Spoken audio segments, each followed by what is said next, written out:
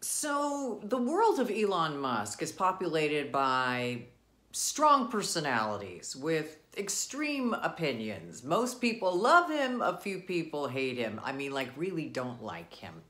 One guy you're going to meet now is named Gordon Johnson. He's a very controversial Tesla bear. He calls a lot of what Elon Musk does nefarious. With respect to Tesla, I think it's the most overvalued stock I've ever seen. I think it's the most misunderstood story I've ever seen. And I think soon that's going to become consensus. And when it does, I think the stock's going to sell off tremendously. People equate Tesla to Amazon. No, I think Tesla's closer to AOL. I think Tesla's closer to BlackBerry. They're the first one in. And now you have the guys who have been making cars for hundreds of years coming in and innovating. And I hate to use that word, but coming in and doing what they do. And I think they're going to come in and they're going to demolish, the guys who don't know how to do this. But Johnson's been like a voice crying in the wilderness for years, trying to tell people that Tesla shares are really inflated. He thinks they're only worth about 10% of their current value. You look at the many promises he's made. They launched the Semi in 2017.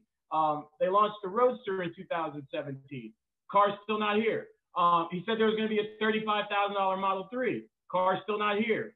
They did an autonomy day where he said, in 2020, there's going to be 1 million robo-taxis on the road, and these cars are going to be appreciating assets, and we're going to be at level 5 in 2020.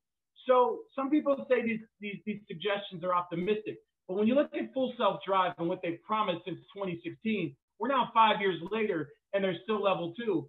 There's a point at which optimism turns into something more nefarious.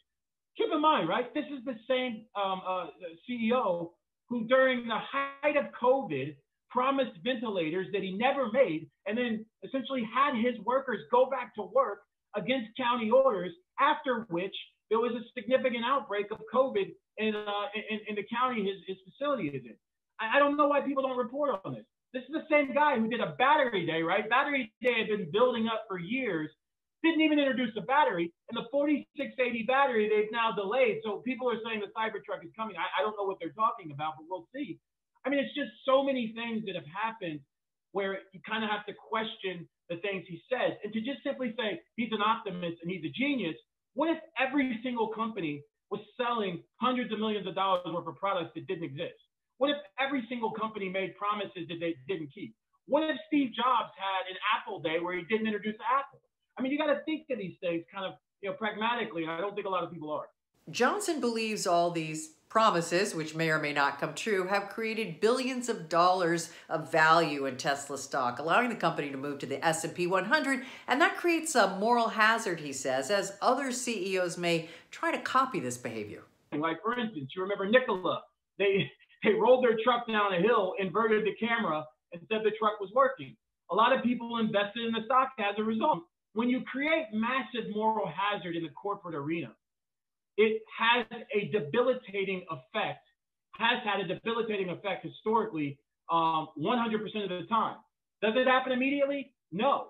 But when you have companies that are engaging in moral hazard, i.e. doing things that are not good, it deteriorates trust in the overall system, and it deteriorates eventually trust in your stock market.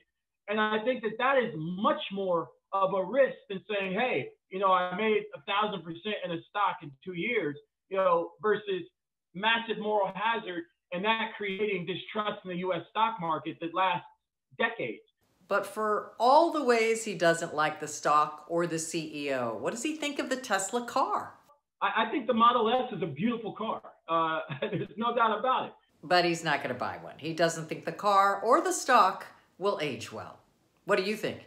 Put your comments at janewells.bulletin.com or email me, jane@janewells.com.